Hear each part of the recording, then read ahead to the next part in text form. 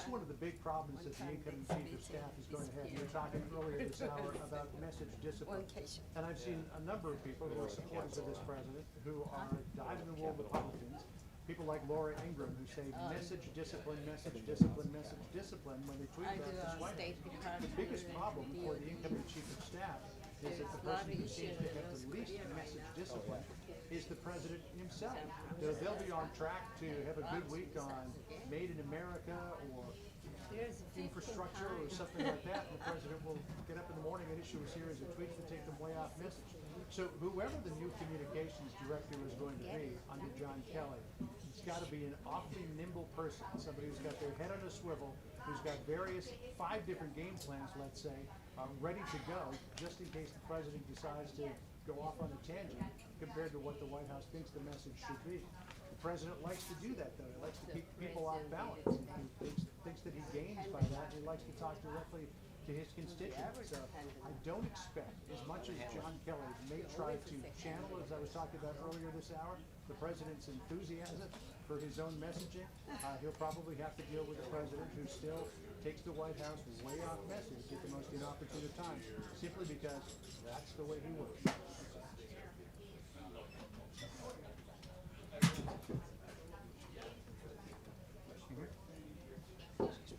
Tax reform.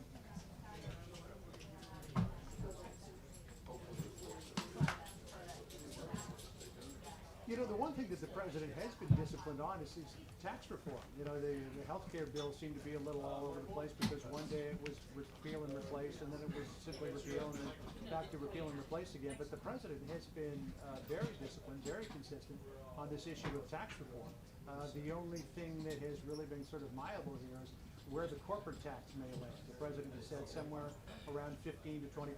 He'd like to see 15. The Paul Ryan plan calls for 20%. Some people have suggested you can't get it down below 25. I've been told by people here in the White House that's buoy, that you can certainly get it down below 25 and probably get it down to maybe 18 to 20. 15 might be a little adventurous. But you're right, Chef. We've got the budget coming up at the end of September. We've got tax reform that they want to do. The White House still wants to get health care reform done. And I was talking with the legislative director, Mark Short, this morning, who told me that they think that they might be able to revisit this in September. It's probably good in terms of getting it done before the August recess, but Short feels that there's going to be a lot of pressure from Republican governors across the country who like this idea of block grants for Medicaid so that they can control the money. They like the idea of being able to massage health plans so that they can give coverage tailored to an individual as opposed to a one-size-fits-all thing. The members of Congress, the members of the House and the members of the Senate are going to go back at some point for an August recess. They'll likely hear from constituents, wait a minute, haven't you for the last 7 years been promising to repeal Obamacare? What happened to all of that? You combine that with pressure from the governors, and maybe the White House believes they could come up with some sort of solution. They still want to get health care done because that will give them a pot of about $1 trillion or so to apply to tax reform. If they can't get that money, tax reform is not going to be as big as the president wants.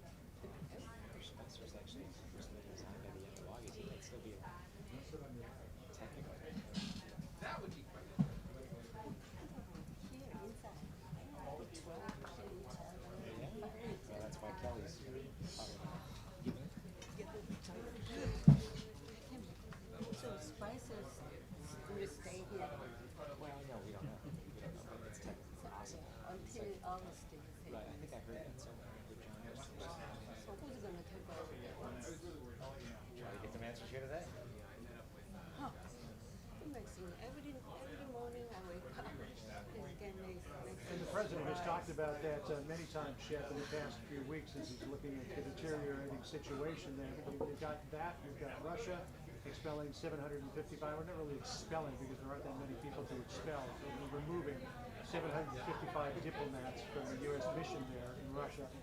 Many of them may actually be Russian citizens, and then you got North Korea firing off another intercontinental intercontinental ballistic missile, the president has got a lot on his plate. He needs to have a disciplined White House, one that is operating like a finely tuned machine. He doesn't need to have all of these competing factions and power bases all vying to protect their turf, which I think is why he brought in Kelly.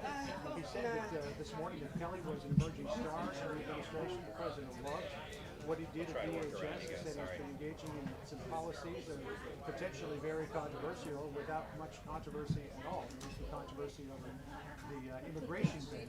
But what Kelly has been doing in terms of enforcing law and deporting people who are here in this country illegally really has sort of been carried out without a tremendous amount of controversy. I think the president looked at his track record there.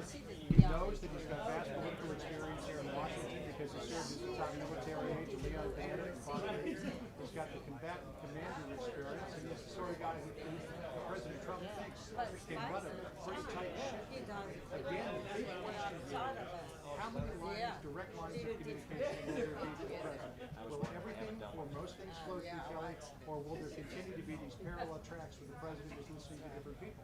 Because the one thing that I hear from some of the president's aides is he'll do whatever the last person who was in the Oval Office suggested to him.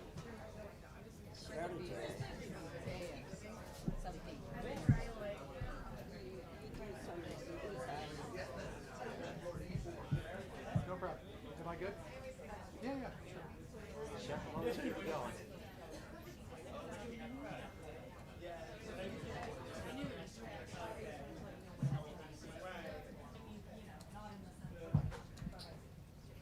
Did you see that? This is my SNS. I do my broadcasting. 20,000, 25,000 followers. They good. They good people here. Just two people. They always do that. Oh, you gonna hear? Yes. There's always a still here. Yeah. How long you gonna? At least. At least. I don't know. I don't want to stay too long, but I don't know. Let's take a couple of pictures. But, Then. thanks. You take What? a couple of pictures then. Oh, okay. I wish they would just throw out, Yeah. save more space here. What to do? You can put these things right down there. Why do you want it?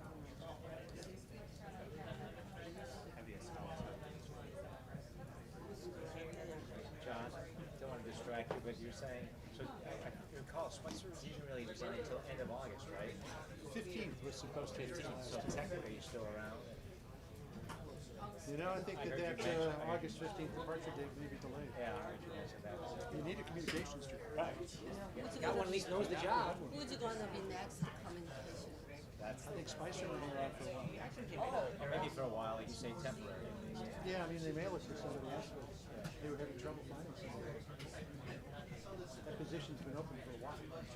Amazing. I may not need it.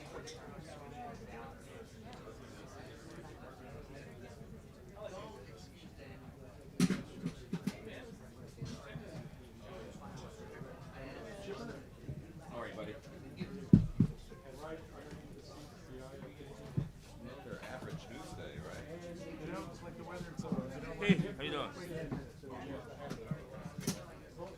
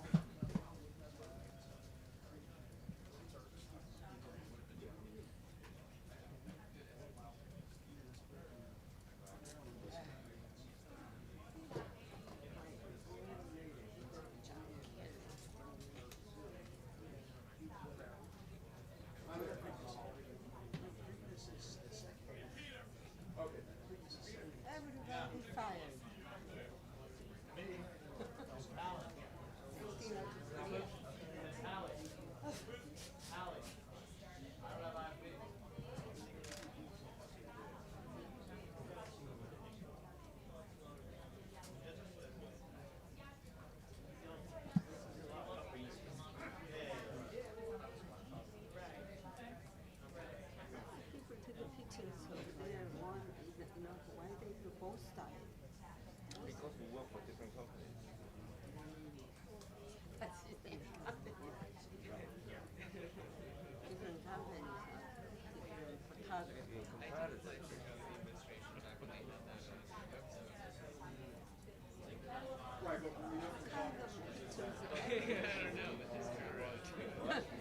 You can have your pictures anyway. You go to the SNS. Wow, I mean, we talk about angles and moments and lighting, a lot of stuff. Yeah, who's more So qualified? it's not about like, you know, we can do that anywhere. You're a good picture. You stay for a long time, right? Long enough. Hold on. Long enough. Over 20 years. I know you're longer than me, so I'm not trying to. I'm not trying to outnumber you. Yeah, I you're mean, right. in terms of years. Right.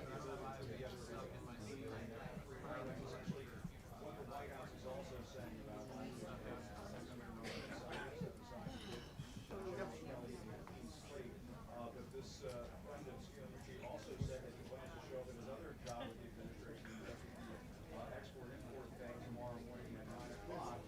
Obviously, this is the president over the last couple of years during the presidential campaign, during the transition, and then being here in office supporting the president, a man known as the Douche, intends to be a utility player for the president.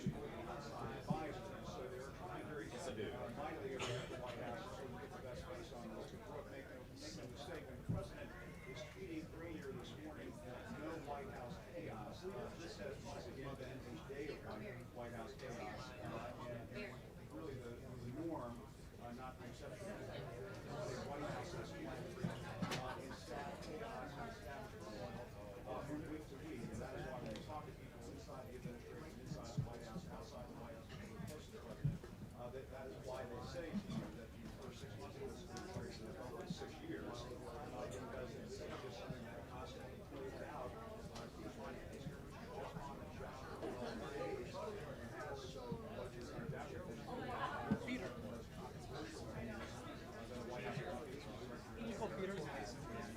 Peter, they want you. Okay. This person wasn't shaping the messaging of this administration. This person is damaging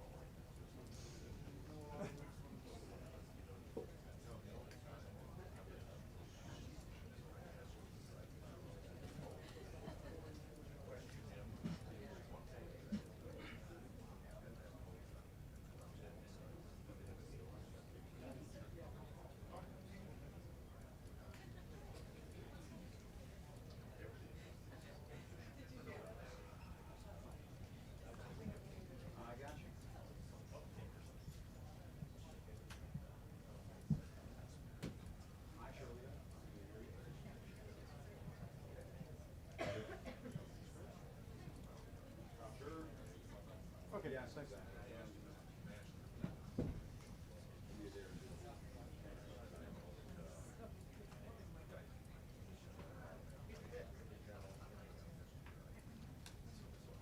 Yes, sir.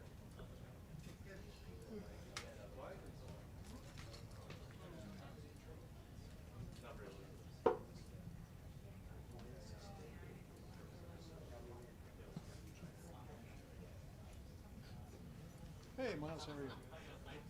Hi there. Good, thank you. I was, yes, thank you. Vacation feelings are gone. Yes, hello.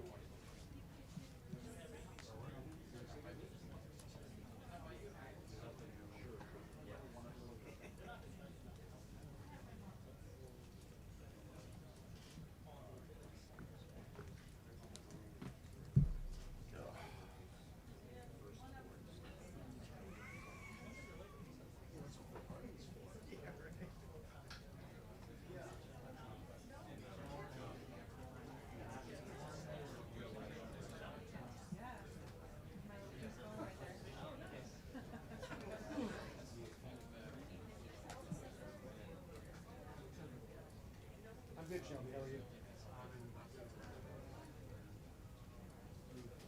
Yeah, of course.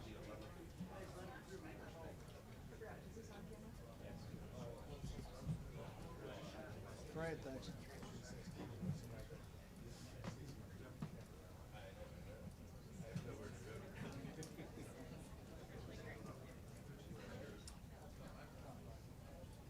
Coming through, folks.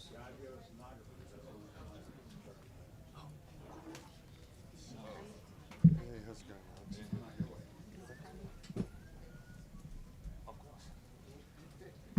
What do you think? Where he's come sit with us. Somebody's coming. I don't know who, but.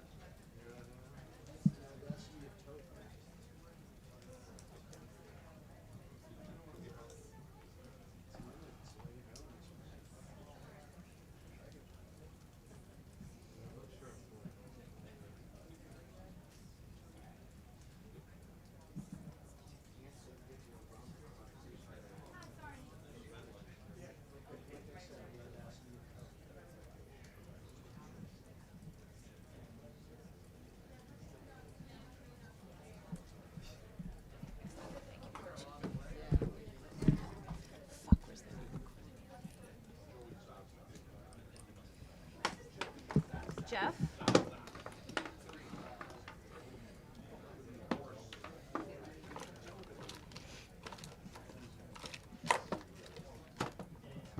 Who's back there?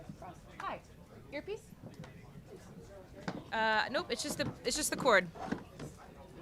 I need the actual earpiece.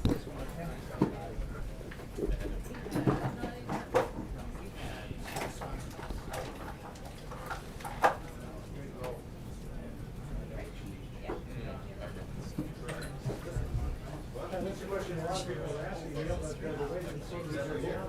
John Kelly was named the White House Chief of Staff on Friday over the weekend. He said, look, I have a change of command.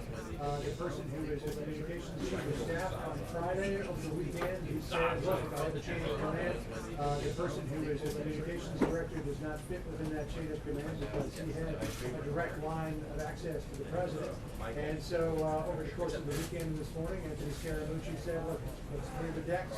Let's go back to the Exim Bank, the Export-Import Bank, and let John Kelly have his clean slate to put his own team in there. And so that's the way it's coming down. Now, we don't know if it's simply because of the chain of command and Kelly wanted to make a change there, or if it had something to do with that interview that Scaramucci gave last week, the profanity-laced interview that he gave with the correspondent from that one publication. But clearly, John Kelly likes to run a tight ship, and if you've got somebody out there who he believes is a bit of a loose cannon, not to say that he was, they'll probably want to rein that person in.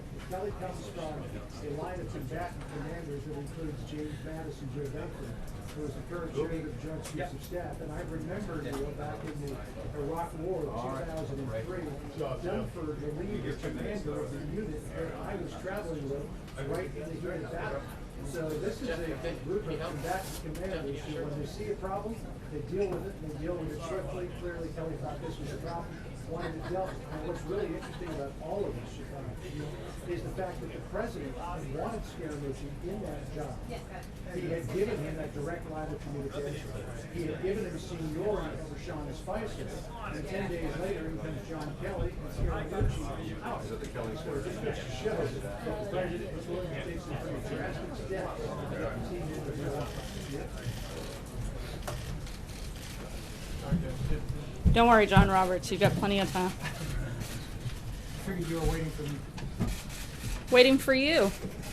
Good afternoon. Treasury Secretary Stephen Mnuchin to discuss the administration's response to the Maduro regime's recent anti-democratic actions in Venezuela. They will each make opening remarks and then take your questions on the topic at hand. And then, as always, your favorite time of day, I'll come back up and take your questions. Thank you. Hi, good afternoon, everyone. I thought it might be best just to read the President's statement. Since President Trump's inauguration, the Trump administration has called on Venezuela's Maduro regime to respect Venezuela's constitution, respect the role and authorities of the constitutionally established National Assembly, hold free and fair elections, address the humanitarian needs of the Venezuelan people, release political prisoners, and stop oppressing its great people. The regime has refused to heed this call, and its recent actions, culminating in yesterday's outrageous seizure of absolute power through the sham election of the National Constituent Assembly, represent a very serious blow to democracy in our hemisphere. Maduro is not just a bad leader, he is now a dictator. The United States stands with the people of Venezuela in the face of this oppression. We will work with our partners to hold accountable all those responsible for the escalating violence and ongoing human rights violations. The President promised strong and swift actions if the regime went forward with imposing the National Constituent Assembly on the Venezuelan people. And he will keep that promise. Secretary Mnuchin. Thank you, General. Today, the United States is broadening its effort to address the ongoing assault on Venezuela's democratic institutions by the Maduro regime. Treasury's Office of Foreign Assets Control, OFAC, has sanctioned the President of Venezuela, Nicolas Maduro Moros. As a result of today's sanctions, all assets of Maduro subject to U.S. jurisdiction are frozen, and U.S. persons are prohibited from dealing with him. As President Trump said earlier this month, the strong and courageous actions by the Venezuelan people to stand for democracy, freedom, and the rule of law have been continually ignored by Nicolas Maduro, who dreams of becoming a dictator. Yesterday's illegitimate elections confirm that Maduro is a dictator who disregards the will of the Venezuelan people. The National Constituent Assembly aspires illegitimately to usurp the constitutional role of democratically elected National Assembly, rewrite the Constitution, and impose an authoritarian regime on the people. As such, it represents a rupture in Venezuela's constitutional and democratic order. By sanctioning Maduro, the United States makes clear our opposition to the policies of his regime and the support for the people of Venezuela, who strive to return their country to a full and prosperous democracy. As the country's head of state, Maduro is directly responsible for Venezuela's descent and for the destruction of democracy. Adding Maduro to OFAC's list of specially designated national reflects our commitment to not stand by idly as Venezuela continues to crumble under the regime's abuses. We hope that these sanctions will make all Maduro regime officials reconsider how their actions have affected their country. These actions highlight the high cost and personal repercussions and enablers of this regime could face if they continue their reckless and undemocratic activities. Anyone who participates in this illegitimate ANC could be exposed to future U.S. sanctions for their role in undermining democratic process and institutions in Venezuela. Now we'll take a few questions. Yes, thank you very much, Mr. Secretary. If these sanctions don't work, what would the next step be? And I guess General McMaster, a question to you. Have we ruled out, or is anything on the table other than economic sanctions? Well, let me just say, I said this generally, we very much believe that sanctions do work, and we will continue to monitor the situation and consider additional sanctions. And to General McMaster? The president has prioritized really his concern for the Venezuelan people. And so he's only considering those options which would benefit directly the Venezuelan people. Thank you very much. Thank you, sir. How many times did the OPEC sanctions head of state before? And does Maduro have any assets in the U.S.? I can't comment on his assets, and this will be the fourth head of state. Secretary, In the back. Secretary, Yes. Thank you very much. I have two questions. One on the sanctions and another one about the election yesterday. And about the election, I want to know if you see the election as an attempt by Nicolas Maduro to consolidate power and dismiss the election next year. And also, some say, especially the opposition, and also the Washington Post editorial board say that the Venezuelan regime is on the direction of a coup. Is moving in the direction of a coup. Does the American government fear there is a coup underway in Venezuela? And then the question on sanctions I asked after. Well, what we're seeing in Venezuela is not a coup. What we're seeing is the brutal oppression of the Venezuelan people. And so it's clear if you contrast the turnout from the opposition referendum to the very low numbers of the turnout during this farce associated with the Constituent Assembly, I think you see what the true desires of the Venezuelan people are. Okay, can I Thank you, sir. Actually, so, either or both of you, how is this different from what happened in Turkey when President Erdogan also seized expanded powers in a referendum that some considered to have a questionable results? President Trump congratulated President Erdogan on that, and he later came to the U.S. and his people beat protesters in front of his embassy. What's the difference? Well, I mean, one difference is you see the end of the Constitution in Venezuela, and this is happening obviously at an accelerated pace in recent months in the Maduro regime. But this is a process that has taken really two regimes to really restrict Venezuelan democracy. And by designating Maduro himself, he joins a very exclusive club, including Mr. Mugabe, Bashar al-Assad, and Kim Jong-un, in terms of the brutal repression of his people, and in this case the abrogation of the Constitution with the Constitution with the Assembly, Constituent Assembly. Right here, yes. Right here, Secretary. Is the administration contemplating any action at the UN Security Council in terms of multilateral sanctions against the Maduro regime? Again, I think as we've said before, this president is not going to advertise what he's going to do in the future. So all options are on the table, and we will consider everything. And so other allies of the U.S. in terms of punishing the Maduro regime.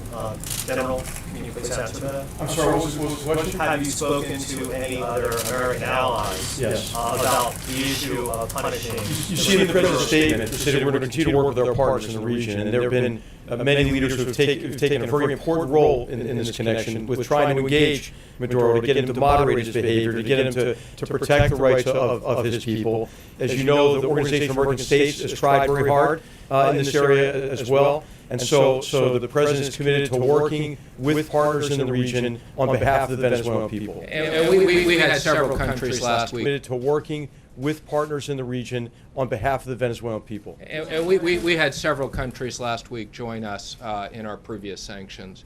Yes, right here. What conversations, Secretary Mnuchin, have you had, or has the administration had, or the president had with President Maduro or anybody at the senior level in Venezuela? Do you expect those conversations to happen over the next 24, 48 hours?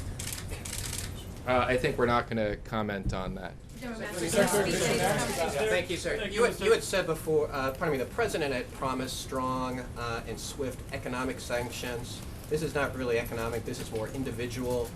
Will the president carry out strong and swift economic sanctions? Again, we had a series of sanctions last week. This is an additional sanction today. We don't comment on future sanctions, but we will continue to monitor the situation and determine what's appropriate. Right here. There was some talk of maybe making some changes in terms of our export of light crude oil to Venezuela or curbing Venezuelan oil imports. Is that still on the table, or is that something that would be seen as hurting the Venezuelan people? Let me just say, as we continue to monitor this situation, we will continue to review all of our options. Our objective is not to do anything that hurts the people of Venezuela, but let me just say, we will continue to monitor all of our specific options. And would sanctions against oil hurt I'm the not going to Venezuelan comment people? on that. What I will say is we will monitor all of our options. Thank you, Mr. Secretary. 16 years ago, Secretary Powell signed an agreement in South America in which the U.S. completely ruled out support of coups that would have an indirect change of government throughout Latin America and supported direct succession. This occurred in Haiti when President Aristide was overthrown. Are you still abiding by the agreement Secretary Powell signed and ruling out any U.S. support of a coup or an uprising against the Maduro regime that brings in new leadership? Again, I'm just going to comment on we are focused on the democratic process, and that's what we're focused on right now. We'll take one more question. Right here, one more question. Are there going to be sanctions on the Minister of Defense or people linked to the military? Again, as I've said, we've announced sanctions. We will continue to monitor the situation and consider everything in the future. Thank you, everybody. Appreciate it.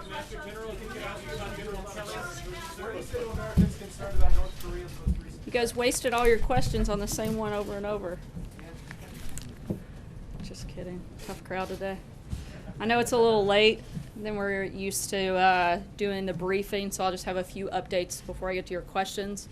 I wanted to make sure you are all aware that last week the First Lady announced that she will lead the United States delegation in support of the more than 90 American athletes competing at the Invictus Games in Toronto, Canada this September. As the President often says, there's no better representative for the United States than the First Lady, and he's very proud to have her leading the team that will support these American athletes. The First Lady is very much looking forward to her first solo international trip, and her office is available to answer any questions you may have. As you know, the Vice President is overseas on a 3-country visit to Eastern Europe. He spent the last few days in Estonia attending meetings and speaking to the multinational troops participating in the NATO Enhanced Forward Presence mission, where he recognized Estonia as one of only 5 NATO member states that meets its defense spending obligations. Earlier today, the Vice President and Second Lady arrived in Georgia, where they attended a dinner hosted by the Prime Minister. And as the Vice President continues to strengthen our relationships with our friends and allies in Europe during his travels, here at home, the Departments of Commerce and Energy welcomed news of a partnership between American Energy and the government of Ukraine. Ukraine's state-owned power generation company will purchase American thermal coal ahead of the upcoming winter season. This partnership will provide Ukraine with a secure, reliable, and competitive alternative energy source, helping to stabilize an energy supply which has historically been at the mercy of the country's volatile neighbors. This announcement will also boost our own economy, supporting jobs in the coal and transportation industries. As the Trump administration continues to move our country down the path of energy dominance, we hope to see more mutually beneficial partnerships like these in the future. And lastly, I know we all saw the ceremony that just ended in the East Room. And Specialist 5, McClue was in at the 6 afterwards, but I think his heroic story bears repeating again. For 48 harrowing hours of close combat fighting in Vietnam, he was voluntarily risked his life multiple times to protect his comrades. Even after shrapnel from a rocket-propelled grenade slashed open the back of his body from head to foot, he continued to answer the pleas of his fellow soldiers. even carrying one to safety on his own badly injured back. As one of his comrades recalled, the medic could count on him. The President was honored to award him with the Medal of Honor today, officially adding his name to the list of American heroes who will stand forever in our history for their bravery and unbreakable spirit. And with that, I'll take your questions. What happened, Sarah? What happened? This is kind of fun. How long will you yell? Just kidding. Jen, go ahead. Can you say, is Anthony Scaramucci still in the administration? Does he have another role now besides communications director? And can you talk a little bit about the circumstances of his departure this morning? Sure. He does not have a role at this time in the Trump administration. And we put out a statement earlier announcing that, and I don't have much else to add beyond Not at the XM Bank at all? Not at this time. Can you say, did General Kelly ask him to leave, or did the President ask him to leave? Did he volunteer his resignation, or how did that come about? I'm not going to get into the process. TikTok, look, as we've said several times before, what matters most to us is not who's employed in the White House, but who's employed in the rest of the country. And we're focused on the President's agenda of growing the economy, creating jobs, and that's what we're going to do, and that's what we're going to be focused on. John? Sarah, was it a chain of command issue because Scaramucci said that he had a direct line of communication with the President? There's been some speculation that General Kelly may try to tighten up the number of inputs that the President has. So was it something about the chain of command, or did it have anything to do with that interview that Scaramucci did last? Look, the President certainly felt that Anthony's comments were inappropriate for a person in that position, and he didn't want to burden General Kelly also with that line of succession, as I think we've made clear a few times over the course of the last couple of days to several of you individually, but General Kelly has the full authority to operate within the White House, and all staff will report to him. When you say you didn't want to burden him with that line of succession, you mean the chain of command? Yeah, correct. And question. if we could just clarify one point about this chain of command. Apparently Jared Kushner and Ivanka Trump have said they look forward to following General Kelly's lead. When it comes to the people who have access to the President, will that conduit be narrowed down now? Will everything flow through Kelly, or will some things still flow around the Chief of Staff's office? As I just said, the President's given full authority to General Kelly, and he'll make those determinations. April? Sarah, this statement that was released by the White House says Mr. Scaramucci felt that it was best to give the Chief of Staff, John Kelly, a clean slate and the ability to build his own team. But you just said the President felt that his comments were inappropriate. I don't see those as being mutually exclusive. I think Anthony wants General Kelly to be able to operate fully with a clean slate, build his own team, while at the same time the President felt his comments were inappropriate. Those two things aren't mutually exclusive. And a follow-up to that, with the new hierarchy with General Kelly, tell us what it looks like in this administration. You know, as we've laid out, General Kelly, I think, will bring a new structure to the White House and discipline and strength, and we're all really excited to work with him. And in terms of, I'm not going to draw out an org chart up here, but we'll keep you guys posted as Steve Bannon, Kellyanne, everyone reports under him instead of going straight to the President with issues. Does every special assistant go to General Kelly first? I think I've been clear that General Kelly has the full authority to carry out business as he sees fit. John Decker. Thanks a lot, Sarah. Real quick one first. I have two for you. The real quick one, it regards Sean Spicer. Will he be in the administration in any way now that Anthony Scaramucci has announced that he will not be a part of the Trump administration? I'm not aware of any changes that have been made on that front. And then my second one is this: 10 days ago, Anthony Scaramucci was introduced as the new White House communications director. 10 days later, he's out of a job. The President announced on Twitter that there's no chaos at the White House. How would you describe what has happened over the course of the past 10 days? Obviously, you will agree with your boss, the President, that there's no chaos, but how do you explain that not to be the case? I think it's pretty simple. I've said it before. If you want to see chaos, come to my house with 3 preschoolers. This doesn't hold a candle to that. Just to be clear, that's not an open invitation to come to my house. But if you guys want to schedule babysitting time, I'll be happy to work that out. Does the President regret hiring Anthony Scaramucci? I'm not going to get into anything beyond what I've already said on that front. You said you don't want to get into the process, but you already did. The statement says that Scaramucci felt. So you're basically laying this on him. You're saying that it was his decision. Was it his decision? I think I've been pretty clear that the president felt it was inappropriate. Both Anthony and General Kelly also, I think, came to a mutual agreement, and we're moving forward to focus on the jobs outside of this building, not within it. So two questions, one on this and then a different topic. Just to clarify, because I want to make sure I understand the word he here, who this refers to. You had said a minute ago, he didn't want to burden General Kelly also with that line of succession. The president. That's the president. So Yeah. it's you were saying that it's the president who was deciding that. Look, we all serve at the pleasure of the president, but I think that this was a mutually agreed conversation that took place between several people. Stephen, another topic. Just on Russia and Russia sanctions, do you know whether the president has or intends to soon sign the Russia sanctions bill, and why hasn't the president taken the opportunities he's had today, several public opportunities, to say something in response to Vladimir Putin's retaliation with the 755 diplomats? Yeah, so we put out a statement over the weekend stating the president's intent to sign, and we'll let you know when that takes place. We'll let you know when that's going to happen. And in terms of your second question, the follow-up was, I'm sorry? Why hasn't he taken the opportunity to say something forceful to President Putin? I mean, I've talked to folks today who said it's kind of striking, the silence from the president, with no sort of response out of his own mouth. He had a couple of opportunities today to say something about it, and he didn't. Right now we're reviewing our options, and when we have something to say on it, we'll let you know. Jill. Sorry, just not to beat a dead horse, but to go back to April's question. Why You not? said That's our earlier- favorite thing to do. You said earlier all staff will report to the new chief of staff. Does that include Jared Kushner? Does that include Steve Bannon? Everyone reports to Kelly? That includes everybody at the White House. Okay, and then I want to also ask just a question about tax reform. Will the administration absolutely support the version of tax overhaul that comes out of the Ways and Means Committee?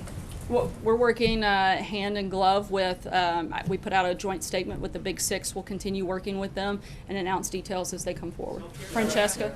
Thank you, Sarah. When Sean Spicer resigned, it was for a clean slate. Now that Anthony Scaramucci resigned, that's also for a clean slate. Has the slate been totally cleaned at this point? Should we expect any more staff shakeups? Everybody else in senior staff positions is planning to remain for this time?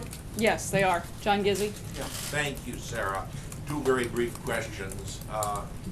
Is there any chance you will just leave the job of communications director alone, having had two people who held it leave rather abruptly in both cases? We'll let you know when we have any personnel announcements to make on that front. The other thing I wanted to ask was when the president made his speech to police officers on Friday, almost within minutes, statements came from police chiefs across the country criticizing his remarks that seemed to endorse the use of force by police in certain arrests. Was the president joking when he said this, or did he check his remarks out with the International Association of Police Chiefs, or maybe the Attorney General? I believe he was making a joke at the time. Trey?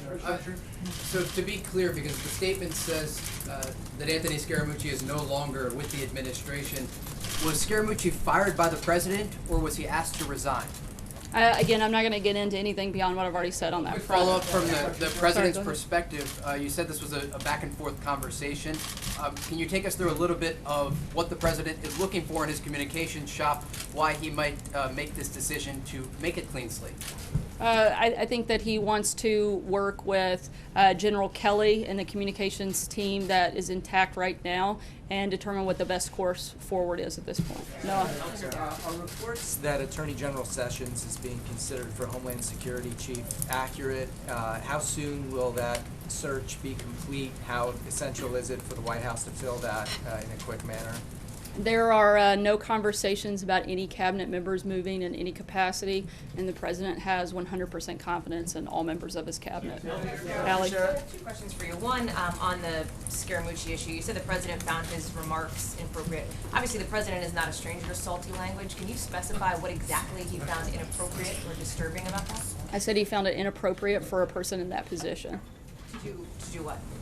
I believe the comments that he made, he found those comments inappropriate. I'm not sure what's unclear. Okay. Okay, as in a betrayal sort of the rest of the staff? Just trying to find out, because you talk about the messaging being important for the president here, and obviously the head of the communications department is crucial to that effort. So just trying to figure out what exactly went wrong between this morning when Scaramucci was here and this afternoon. Again, I don't think that it's complicated to understand that the president felt the comments were inappropriate.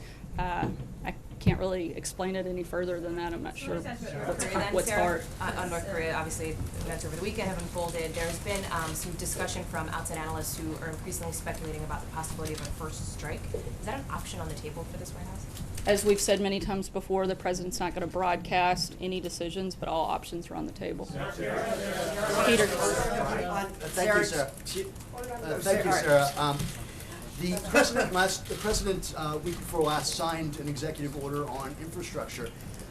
Does that mean that the president has not no intention, but is not going to prioritize working with Congress on an infrastructure bill?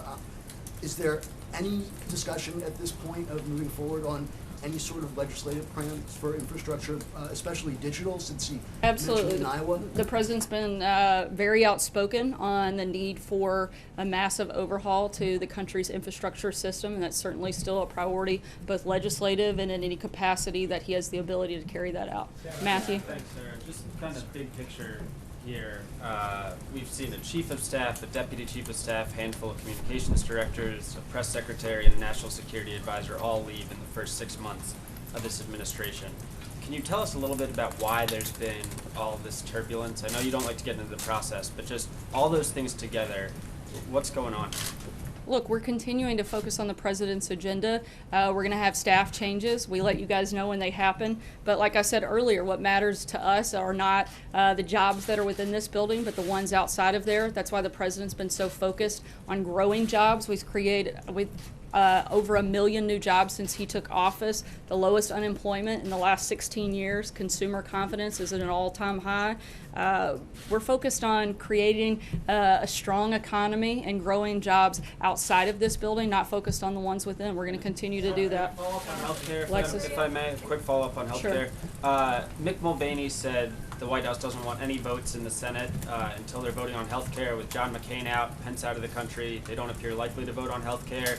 And you guys are also pushing for the confirmation of some nominees. Is it the White House position that they will accept the Senate voting on non-healthcare things over the next few weeks and months? We're continuing to push forward, hopefully with the repeal and replacement of Obamacare. We've never been shy about that, and we're going to continue to do that. Alexis? Alexis?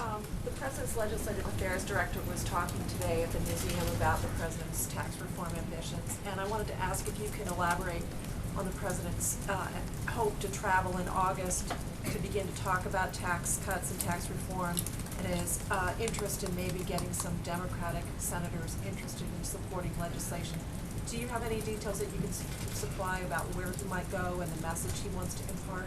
Not at this time, but certainly we'll make sure we keep you guys posted on the president's travel and schedule throughout August. I know he does hope to have a large amount of support for tax reform. It's something that is vital to our economy and something certainly the administration is very focused on and has been and will continue working both with the House and Senate as well as members of the administration. We're cutting a little close on time. Thanks so much, guys. Why was the president joking about police brutality, Sarah? Why would the president joke about police brutality? That's not a joking matter.